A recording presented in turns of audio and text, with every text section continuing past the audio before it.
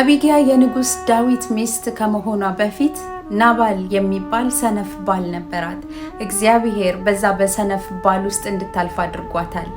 ሩት የቦኤዝ ሚስት ከመሆኗ በፊት በጣም በብዙ ችግር ውስጥ ማለፍ ነበረባት። እግዚአብሔር ዮሴፍን በቤተ መንግስት ውስጥ ሊሾመው ሲፈልግ መንገዱን አልጋ ባልጋ አድርጎ አልነበረም ያሳለፈው፣ በባርነት ውስጥ ማለፍ ነበረበት።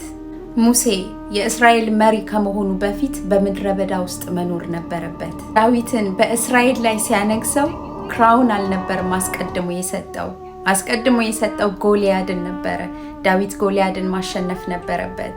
ዳንኤል በአንበሳ ጉድጓድ ውስጥ ማለፍ ነበረበት፣ የዳንኤል አምላክ እግዚአብሔር ተብሎ ከመጠራቱ በፊት። በጣም በብዙ ችግርና ስቃይ ውስጥ ስታልፉ፣ በብዙ ፈተና ውስጥ ስታልፉ እግዚአብሔር ረስቷችሁ ወይንም ደግሞ ትቷችሁ ሳይሆን ለሚመጣው ክብር፣ ለሚመጣው መልካም የሆነ ህይወት እያሰለጠናችሁና እያስተማራችሁ ነው ያለው።